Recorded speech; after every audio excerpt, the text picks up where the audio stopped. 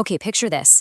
Let me tell you a story about two guys who grew up just 3 houses apart on the exact same quiet suburban street in Columbus, Ohio. They had the same neighborhood, went to the same public school, and went to the same Friday night football games. By the time they were 22, both had jobs, both were making decent money, and both had the exact same dream, to be totally financially free by the time they hit 50.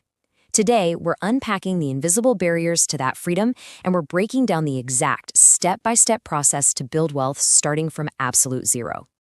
Okay, let's dive into this.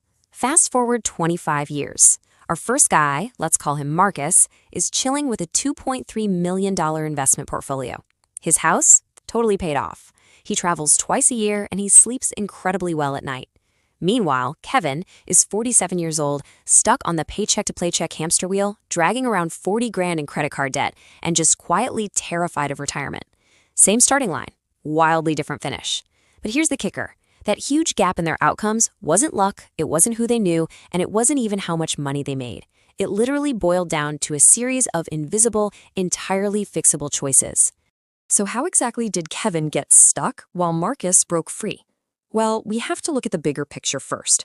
Section 1, the invisible wealth gap, revealing the 3% reality. Get this. According to the Federal Reserve, the bottom 50% of Americans hold less than 3% of the nation's total wealth. Seriously, just 3%. You've got millions of incredibly smart, hardworking people grinding for 4 decades, only to end up with basically nothing to show for it. Why does this happen? Well, it's because our predictable money mistakes almost always start deep inside our psychology. Studies actually show that how you think about money has a profound effect on how you handle it, which brings us to the 2 big money mindsets, scarcity and abundance. Scarcity programming, that usually creeps in during childhood. If you grew up in a house where money was tight, stressful, and always an issue, you kind of unconsciously drag that baggage right into adulthood. It's that little voice whispering, there's never enough, or I'll never be wealthy. But an abundance mindset, that's totally different. It recognizes that wealth isn't some shrinking pie. It firmly believes money is a learnable skill and wealth is absolutely buildable. And the really crucial thing here is that your mindset secretly dictates your daily habits. You might actually catch yourself doing these things without realizing it. Like maybe you avoid checking your bank account because it just gives you this terrible knot in your stomach. Or maybe you never, ever negotiate your salary because, well, you're just grateful to have a job at all, right? You might even feel this weird guilt about investing, like it's somehow greedy. Or you pull a classic self-sabotage move, like blowing a tax refund the absolute second it hits your checking account. Listen, the very first step to building real wealth is spotting these toxic psychological habits so you can actually catch yourself before you make a self-sabotaging choice. But here's the thing, you can't break those deep-rooted, limiting childhood beliefs all by yourself in a vacuum. The legendary Jim Rohn hit the nail on the head when he said, you are the average of the 5 people you spend the most time with. I mean, your peer group has a more massive influence on your financial life than almost anything else. If you genuinely want to sustain a wealth-building mindset and permanently escape that scarcity thinking, you absolutely have to surround yourself with people who view money abundantly. All right, so once your mindset is locked in, you've got to tackle a massive mathematical trap that catches almost everybody. Let's look at Section 2, Escaping the Income Trap, Active Earners versus Asset Builders. Let's look at Dave. Dave pulls in 78 grand a year as a project manager. He is what we call an active income earner. Basically, he sells his hours. But here's the catch. Hours are literally the one thing in life you can never, ever get more of. If Dave gets sick, if he wants to take a vacation, or heaven forbid gets laid off, his income just stops cold. It's super precarious. Now, contrast that with Priya. She started from absolute zero, driving this beat-up 10-year-old Civic, and spent years aggressively turning her active income into assets.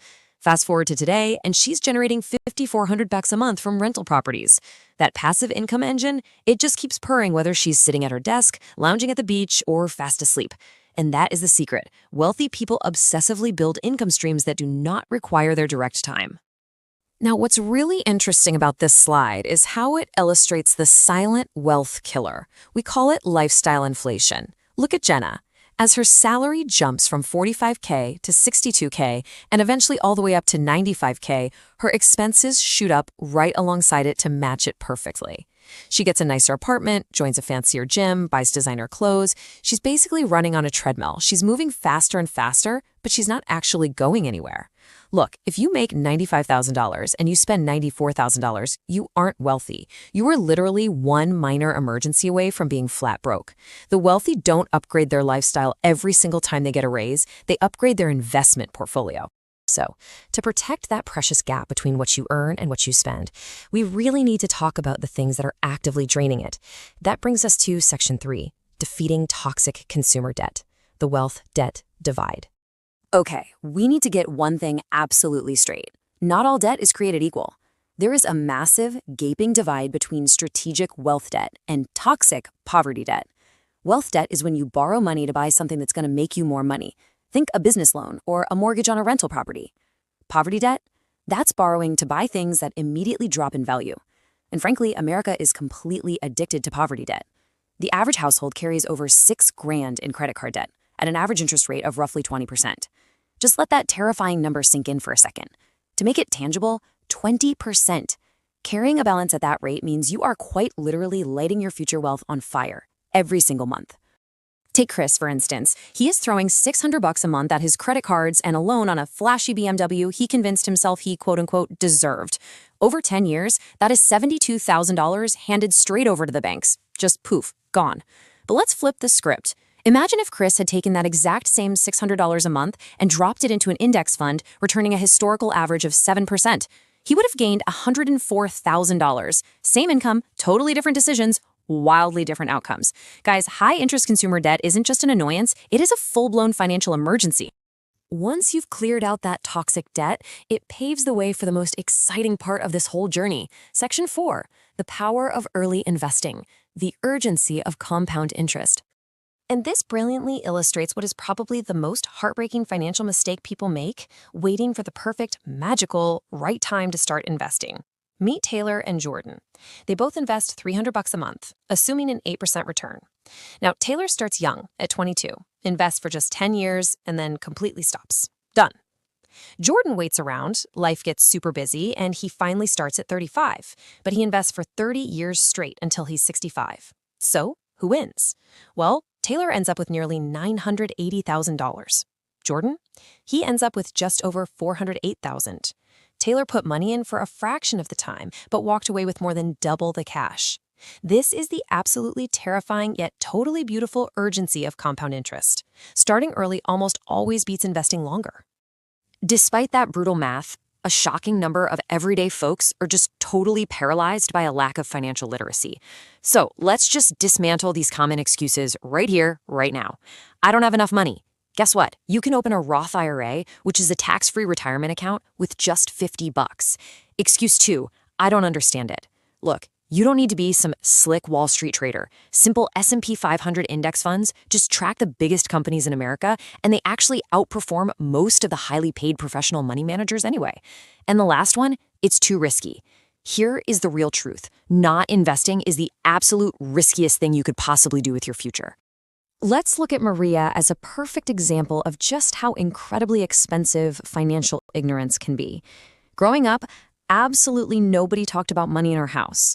So, doing what she thought was safe, she shoved all her hard-earned cash into a basic savings account, paying a measly 0.01% interest. Meanwhile, inflation is just silently gobbling up her purchasing power. Real wealth building looks completely different. Nobody ever told Maria about the concept of free money from an employer 401k match, or how index funds actually help you outpace inflation. It wasn't that Maria lacked intelligence, not at all. She just lacked literacy.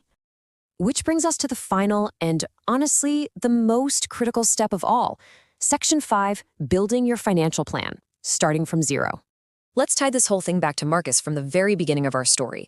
His big secret weapon wasn't some hot stock tip from a buddy, and it sure wasn't a trust fund. It was simply a written plan. At 24 years old, Marcus sat down, figured out exactly what he wanted his life to look like at 50, and he just reverse engineered it.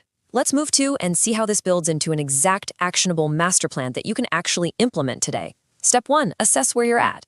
Figure out your net worth by getting real about your income, your debts, and your savings. Get it all on paper. Step 2, set specific goals with hard numbers and strict timelines. Step 3, execute.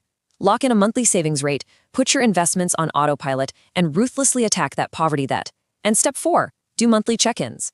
Wealthy people treat their personal finances with the exact same seriousness they apply to their careers. Think of it this way. You are running a business, and that business is your life.